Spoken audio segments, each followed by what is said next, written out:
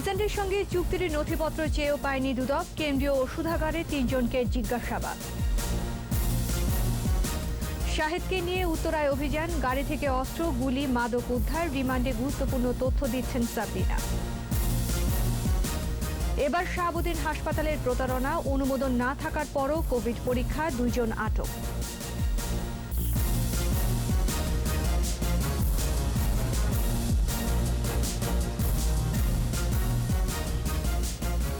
শুনছিলেন first security ইসলামী bank limited সংবাদ শিরোনাম। আমন্ত্রণ জানাচ্ছি রাতের 21 সংবাদে। আপনাদের সাথে আছি আমি আশা সাবেরা। দর্শক, 21 টেলিভিশনের সংবাদ একই সাথে সরাসরি দেখতে পাবেন আমাদের ফেসবুক পেজ www.facebook.com/2124 অনলাইনে। করোনা চিকিৎসায় রিজেন্ট হাসপাতালের সঙ্গে চুক্তির নথিপত্র চেয়েও পায়নি দুর্নীতি দমন কমিশন। দুদকের একটি টিম স্বাস্থ্য ভবনে গিয়ে নথিপত্র চাইলে তাৎক্ষণিকভাবে দিতে না পারলেও সোমবার দেওয়ার প্রতিশ্রুতি দিয়েছে অধিদপ্তর। এদিকে রিজেন্ট গ্রুপের শাহেদের নামে বিভিন্ন সময়ে দায়ের হওয়া মামলা ও চার্জশিটের তথ্য চেয়ে রাজধানীর 6টি থানায় চিঠি পাঠিয়েছে দুদক। এছাড়া শাহেদের হিসেবে নথি চেয়ে আরও 4 ব্যাংকে চিঠিও পাঠানো হয়েছে। মিনালা দীপাকের সাথে নিয়ে বিস্তারিত জানাচ্ছেন দীপু সারওয়ার। করোনা সংক্রমণের শুরুর দিকে প্রথম বেসরকারি হাসপাতাল হিসেবে কোভিড চিকিৎসায় এগিয়ে আসে রিজেন্ট হাসপাতাল। এ বিষয়ে গত 21 মার্চ স্বাস্থ্য অধিদপ্তরের সঙ্গে সমঝোতা স্মারক সই করেন হাসপাতালটির চেয়ারম্যান শাহেদ করিম। তবে লাইসেন্স ছাড়াই চিকিৎসা দেয়া এবং পরীক্ষা না করেই কোভিড সনদ দেওয়ার প্রমাণ পায় র্যাব। সিলগালা করা হয় রিজেন্টের মিরপুর ও উত্তরা শাখা। শাহেদ কাণ্ডের অনুসন্ধানে নেমেছে দুদক। রিজেন্ট ও অধিদপ্তরের চুক্তি নিয়ে দুর্নীতি ও অনিয়মের প্রমাণও পেয়েছে তারা। কিসের ভিত্তিতে রিজেন্ট অধিদপ্তর চুক্তি, তার তথ্য জানতে রোববার রাজধানীর মহাখালীতে স্বাস্থ্য অধিদপ্তরের প্রধান কার্যালয়ে যান দুদক কর্মকর্তারা। চুক্তির নথিপত্র তলব করা হয়। রিজেন্ট হসপিটালের বিষয়ে শাহেদের ইনকোয়ারি ডিডি মহোদয়ের কাছে আসছিলাম, আবুল কালাম আজাদ সাহেব। তাৎক্ষণিকভাবে কিছু না দিয়ে সোমবার নথিপত্র সরবরাহের কথা জানায় অধিদপ্তর। আমরা পূর্ণাঙ্গ তথ্য পাই না, আগামীকাল আমাদের সরবরাহ করবো, তারা জানাইছে আগামীকাল আমাদের সরবরাহ করবে। তারা আগেও এসেছিলেন এবং কিছু কাগজপত্র চেয়েছিলেন, সেগুলো সত্যায়িত ফটোকপি তাদের পৌঁছে দেওয়া হয়েছে। আজ তারা এসেছিলেন সেগুলোর মূল কপি চাইতে, যাতে করে সত্যায়িত ফটোকপির সাথে মিলিয়ে নিতে পারেন। আগামীকালকে তা দুদকের অফিসে পৌঁছে দেওয়া হবে। আমরা এই তদন্ত দলকে পূর্ণ সহযোগিতা প্রদান করছি এবং করব। এদিকে শাহেদ করিম ও তার সহযোগীদের বিরুদ্ধে বিভিন্ন সময়ে দায়ের হওয়া মামলা ও অভিযোগপত্র চেয়ে রাজধানীর 6 থানায় চিঠি পাঠিয়েছে দুদক। রিজেন্ট কাণ্ডে অনেককেই ডাকা হতে পারে বলে জানিয়েছেন দুদক সচিব। রিজেন্টের বিষয়ে অনুসন্ধানকারী কর্মকর্তা ইতিমধ্যে কিছু কাগজপত্র জব্দ করেছেন এবং সে অনুযায়ী পরবর্তীতে যাদের যাদের বক্তব্য গ্রহণ করা প্রয়োজন বা আরও যদি কোনো কাগজপত্র জব্দ করা প্রয়োজন সেগুলো তারা করবেন। দুদক জানায় রিজেন্ট গ্রুপের 8 প্রতিষ্ঠান ও শাহেদের ব্যাংক হিসাবের নথি চেয়ে আরও 4 ব্যাংকে চিঠি পাঠানো হয়েছে। এর আগে 14 ও 15 জুলাই 6 ব্যাংকে চিঠি পাঠানো হয়। দীপু সারওয়ার, 21 টেলিভিশন, ঢাকা। মাস্ক ও পিপিএ কেনায় অনিয়ম ও দুর্নীতির অভিযোগে কেন্দ্রীয় ওষুধাগার সিএমএসডির এক চিকিৎসক সহ 3 জনকে জিজ্ঞাসাবাদ করেছে দুর্নীতি দমন কমিশন দুদক। কোভিড-19 পিপিএ কেনা ও বিভিন্ন হাসপাতালে সরবরাহের নামে কোটি কোটি টাকা আত্মসাতের অভিযোগে তাদেরকে জিজ্ঞাসাবাদ করা হয়। সিএমএসডির সহকারী পরিচালক ডাক্তার শাহজাহান, ডাক্তার সাব্বির আহমেদ ও স্টোর কিপার কবির আহমেদকে জিজ্ঞাসাবাদে গুরুত্বপূর্ণ তথ্য মিলেছে বলে জানিয়েছে দুদক। গেল 12 জুলাই তাদেরকে তলব করে নোটিশ পাঠায় দুদক।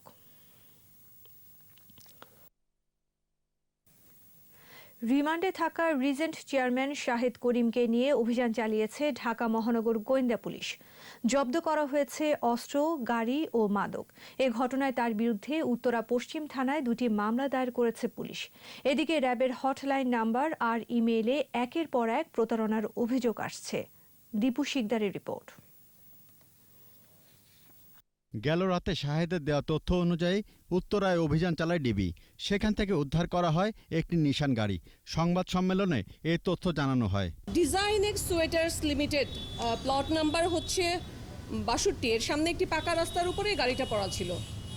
এই গাড়িটা শাহেদ নিজেই দেখিয়ে দেয় এবং গাড়ির ভিতরে ড্রাইভিং সিটের পিছনে শাহেদ নিজে ওখানে বলে যে ওইখানে অস্ত্রটা রাখা আছে। সে বাড়ি ভাড়া নিয়ে ভাড়া দিত না, তো ওই ক্ষেত্রে হয়তো সে ভয়ভীতি দেখানোর জন্য এই ধরনের অস্ত্র ব্যবহার করতে পারে, কারণ আমরা আগেও জানি যে তার কিছু টর্চার সেল ছিল। এদিকে র্যাব জানিয়েছে বদলির আশ্বাস দিয়ে অনেকের কাছ থেকে বহু টাকা হাতিয়ে নিয়েছে শাহেদ।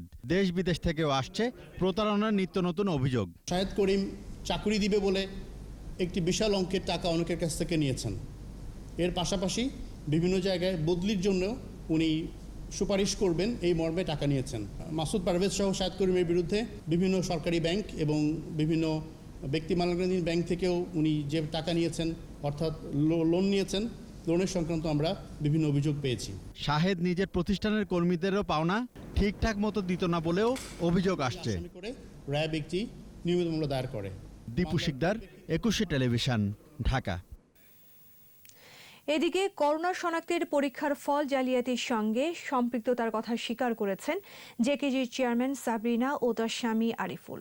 গোয়েন্দা পুলিশের জিজ্ঞাসাবাদে নমুনা সংগ্রহের কাজ পেতে স্বাস্থ্য অধিদপ্তরের 2 জন পরিচালক ও স্বাস্থ্য মন্ত্রণালয়ের 2 জন অতিরিক্ত সচিবের সহায়তার তথ্য জানিয়েছেন তারা। আরিফুলের রিমান্ড এরই মধ্যে শেষ হয়েছে। সাবরিনাকে কাল আদালতে হাজির করা হবে। ঢাকা মহানগর গোয়েন্দা পুলিশ জানায়, নিজের পরিচয় ও যোগাযোগ কাজে লাগিয়ে করোনা শনাক্তের জন্য নমুনা সংগ্রহের কাজ বাগিয়ে নেন জেকেজির হেলথ কেয়ারের প্রধান নির্বাহী কর্মকর্তা আরিফুল হক চৌধুরী ও তার স্ত্রী সাবরিনা চৌধুরী। আরিফুলকে 15 জুলাই 4 দিনের রিমান্ডে নেয় ঢাকা মহানগর গোয়েন্দা পুলিশ। একই মামলায় ওই প্রতিষ্ঠানের চেয়ারম্যান ও আরিফুলের স্ত্রী সাবরিনা চৌধুরীকেও 17 জুলাই দ্বিতীয় দফায় রিমান্ডে নেওয়া হয়।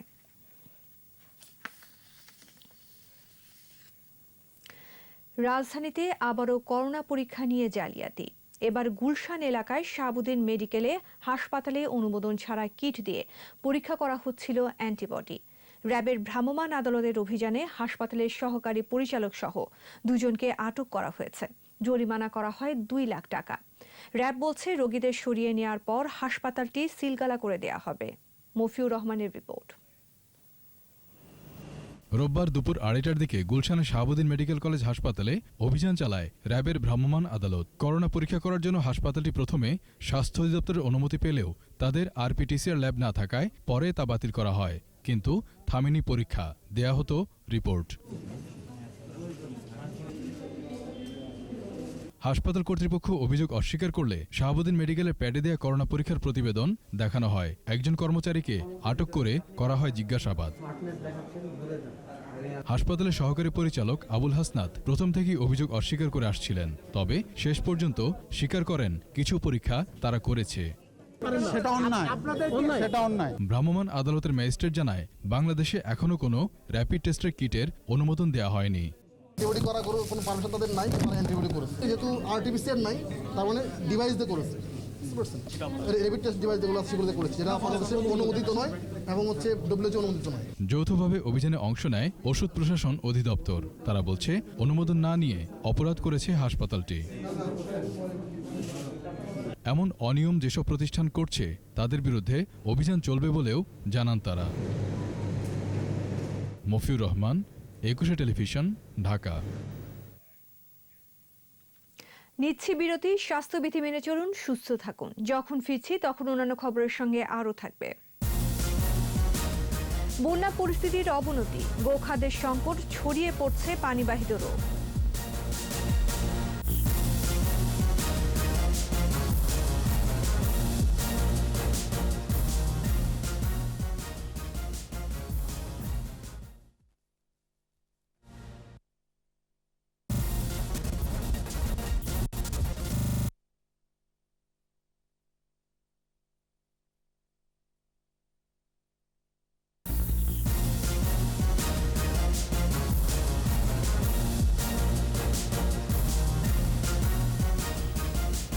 আবারও আমন্ত্রণ রাতের 21 সংবাদে। করোনা সংক্রমণের 134তম দিনে দেশে আরও 37 জনের মৃত্যু হয়েছে। এর মধ্যে 29 জনই পুরুষ। শনাক্ত 2459 এবং সুস্থ হয়েছে 1546 জন। কোভিড সংক্রান্ত নিয়মিত স্বাস্থ্য বুলেটিনে স্বাস্থ্য অধিদপ্তরের অতিরিক্ত মহাপরিচালক অধ্যাপক নাসিমা সুলতানা জানান, আক্রান্তের সংখ্যা বেড়ে 2,04,525 এবং সুস্থ হয়েছে 1,11,642। মোট মৃত্যু 2,618 জন। 24 ঘন্টায় হাসপাতালে মারা গেছেন 32 জন। আক্রান্তের হার 19.89 আর মৃত্যু হার 1.28। সুস্থতার হার 54.59%। সবাইকে স্বাস্থ্যবিধি মেনে চলার পাশাপাশি লক্ষণ ও উপসর্গ দেখা দিলেই করোনা পরীক্ষার পরামর্শ দেওয়া হয় স্বাস্থ্য বুলেটিনে।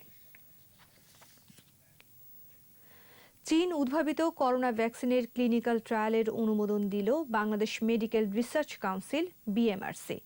আন্তর্জাতিক উদারাময় গবেষণা কেন্দ্র বাংলাদেশ ICDDRB-কে ভ্যাকসিনটি পরীক্ষামূলক ট্রায়ালের অনুমোদন দেওয়া হয়। সরকারি 8টি কোভিড হাসপাতালে স্বাস্থ্যকর্মীদের ওপর ভ্যাকসিনটি প্রয়োগ করা হবে। জসিম জুয়েলের রিপোর্ট। চীনের উহান থেকে করোনা ভাইরাসের সংক্রমণের পর থেকেই ভ্যাকসিন আবিষ্কারে বিশ্বব্যাপী চলে গবেষণা। এখনো পর্যন্ত করোনার প্রতিষেধক তৈরিতে ভালো কোনো খবর দিতে পারেনি কোনো দেশ। এর মধ্যে অবশ্য বেশ কয়েকটি দেশ ভ্যাকসিন আবিষ্কারের কাছাকাছি পৌঁছেছে। এর মধ্যে চীনের সিনোভ্যাক বায়োটেকের ভ্যাকসিনটি মানবদেহে ট্রায়ালের পর্যায়ে আছে।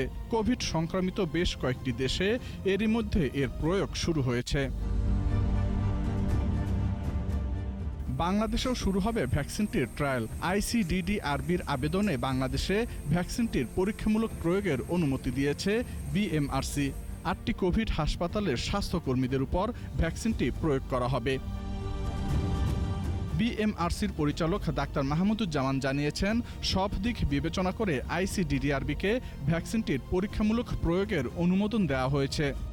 ICDDRB SARS-CoV-2 একটা ইনঅ্যাক্টিভেটেড ভ্যাকসিনের এখানে ফেজ 3 ক্লিনিক্যাল ট্রায়ালের জন্য ন্যাশনাল রিসার্চ এথিক্স কমিটির কাছে আপনার ইথিক্যাল অনুমোদন যে তারা সাবমিট করেছিল। নৈতিকতা মেনটেন করে কিভাবে ওনারা এই জিনিসগুলো প্রসিডিউরগুলো করবেন সেগুলো আমরা দেখে অনুমোদন দিয়েছি। এখন কিভাবে ইমপ্লিমেন্ট করবেন এই জিনিসগুলো নেক্সট স্টেপগুলো কি হবে সেটা ওনাদের উপর ডিপেন্ড করছে, ওনারা কবে থেকে এটা করবেন শুরু করবেন। ভ্যাকসিনটি প্রয়োগের অনুমতি পাওয়ায় এখন চীনা কোম্পানিটির সঙ্গে চুক্তি হলে ট্রায়াল শুরু করতে পারবে ICDDRB। জসিম জুয়েল, 21 টেলিভিশন, ঢাকা। বাংলাদেশে করোনা ভাইরাস 590 বার জিন পাল্টেছে, যার মধ্যে 8 বারের মিউটেশন বিশ্বে প্রথম ঘটেছে। বাংলাদেশ বিজ্ঞান ও শিল্প গবেষণা পরিষদ BCSIR এর সংবাদ সম্মেলনে বিজ্ঞানীরা জানান, নতুন মিউটেশনের তথ্য বিশ্ব দরবারে উপস্থাপন করা হবে। প্রতিষেধক আবিষ্কারে এ তথ্য গুরুত্বপূর্ণ ভূমিকা রাখবে বলেও জানান বিজ্ঞানীরা। এ পর্যন্ত দেশে করোনা ভাইরাসের জিনোম সিকোয়েন্স করা হয়েছে 222টি। এর মধ্যে BCSIR করেছে 173টি। 300টি জিনোম সিকোয়েন্স করার উদ্যোগ নেয়ার কথাও জানান BCSIR এর বিজ্ঞানীরা। উত্তরাঞ্চলে নদ নদীর পানি কমলেও বেড়েছে মধ্যাঞ্চলে। এসব স্থানে পানিবন্দী কয়েক লাখ মানুষ। পানির তোড়ে ভেঙে গেছে রাস্তা, কালভার্ট ও ব্রিজ। যোগাযোগ বিচ্ছিন্ন রয়েছে বিভিন্ন স্থানে। দুর্গত এলাকায় খাদ্য, জ্বালানি ও বিশুদ্ধ পানির অভাবের সঙ্গে দেখা দিয়েছে গোখাদ্যের সংকট। দুর্গতরা ভুগছেন পানিবাহিত রোগে। প্রতিনিধিদের সহায়তায় মাসুম আলিসার রিপোর্ট। পানির তোড়ে এভাবেই ভেঙে পড়ে টাঙ্গাইলের ছনকাপাড়া ব্রিজ। এতে করে বাসাইল উপজেলা সদর থেকে যোগাযোগ বিচ্ছিন্ন কাঞ্চনপুর ইউনিয়ন। জেলার যমুনার পানি কমলেও বাঁধ ভেঙে প্লাবিত হয়েছে নতুন নতুন এলাকা। এদিকে যমুনা, ধলেশ্বরী ও ঝিনাই নদীর পানি কিছুটা কমেছে। কুড়িগ্রামের ধরলা ও ব্রহ্মপুত্রের পানি কমতে শুরু করলেও দেখা দিয়েছে পানিবাহিত রোগ। আশ্রয় কেন্দ্রগুলোতে নিরাপদ পানি ও স্যানিটেশন সমস্যা তীব্রতর হয়ে উঠেছে। এছাড়াও ঘরে ঘরে দেখা দিয়েছে শুকনা খাবার, গোখাদ্যের সংকট। কুড়িগ্রামে জেলা প্রশাসনের উদ্যোগে দুর্গম চরাঞ্চলে 5.5 শতাধিক বন্যার্তদের মাঝে খাদ্য সামগ্রী বিতরণ করা হয়েছে। পরপর 2 দফা বন্যায় বিপাকে গাইবান্ধার গরু পালনকারীরা। দেখা দিয়েছে গোখাদ্যের সংকট। গাইবান্ধার 4 উপজেলার 165টি চরাঞ্চল বন্যা কবলিত। পানিবন্দী অন্তত 1.5 লাখ মানুষ। সিরাজগঞ্জে বেড়েছে বানভাসী মানুষের দুর্ভোগ। বন্যা কবলিত প্রায় 2.5 লাখ মানুষ। দেখা দিয়েছে বিশুদ্ধ পানি ও খাবারের অভাব। এদিকে জামালপুরের বন্যা পরিস্থিতির অবনতি হয়েছে। 52টি ইউনিয়নে 7 লাখ মানুষ পানিবন্দী। দেওয়ানগঞ্জ ও ইসলামপুর উপজেলায় রেললাইন তলিয়ে যাওয়ায় জামালপুরের সাথে রেল যোগাযোগ বন্ধ রয়েছে। পুরাতন ব্রহ্মপুত্রের পানি বেড়ে শেরপুরে প্লাবিত 6টি ইউনিয়ন। তলিয়ে গিয়েছে ঘরবাড়ি, পাট, আউশ, আমন, বীজতলা ও সবজি ক্ষেত। প্রায় 30,000 মানুষ বিভিন্ন স্কুল ও আশ্রয় কেন্দ্রে অবস্থান করছে।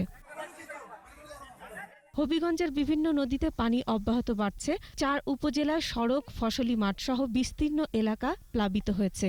যোগাযোগ বিচ্ছিন্ন বানিয়াচং আজমিরিগঞ্জ সড়ক। সিলেটে নদ নদীর পানি কমলেও নিম্নাঞ্চল এখনও বন্যা কবলিত। 20টি ইউনিয়নের বেশিরভাগ এলাকা পানিতে নিমজ্জিত। সুনামগঞ্জে ভেঙে পড়েছে 60 কিলোমিটার সড়ক, ক্ষতিগ্রস্ত অর্ধশতাধিক সেতু ও কালভার্ট। জেলার 22টি সড়কের বিভিন্ন অংশ ভেঙে গেছে। রাজবাড়ীতে পদ্মার পানি বিপদসীমার উপর দিয়ে প্রবাহিত হচ্ছে। তীব্র স্রোতে ফেরি পারাপার ব্যাহত হওয়ায় পারাপারের অপেক্ষায় রয়েছে কয়েকশো যানবাহন। প্রায় 30,000-এর বেশি মানুষ বন্যার পানিতে অসহায় জীবনযাপন করছে। গবাদি পশুর খাবার ও বাসস্থান সংকট দেখা দিয়েছে। ফরিদপুরে শহররক্ষা বাঁধের সাদিপুর এলাকার 20 মিটার পাকা রাস্তা পানির তোড়ে ভেঙে গেছে।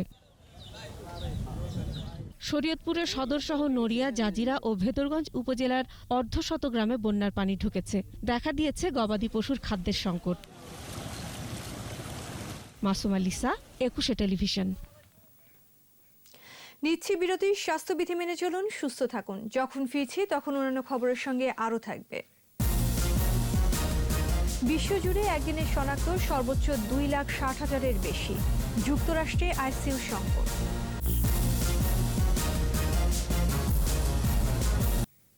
আর এরই সাথে শেষ করছি রাতের 21 সংবাদ। যাবার আগে ফার্স্ট সিকিউরিটি ইসলামী ব্যাংক লিমিটেড সংবাদ শিরোনামগুলো আরও একবার।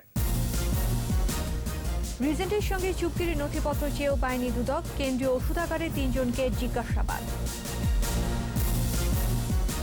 শাহেদকে নিয়ে উত্তরায় অভিযান। গাড়ি থেকে অস্ত্র, গুলি, মাদক উদ্ধার। রিমান্ডে গুরুত্বপূর্ণ তথ্য দিচ্ছেন সাবরিনা। এবার শাহাবুদ্দিন হাসপাতালের প্রতারণা। অনুমোদন না থাকার পরও কোভিড পরীক্ষা, 2 জন আটক।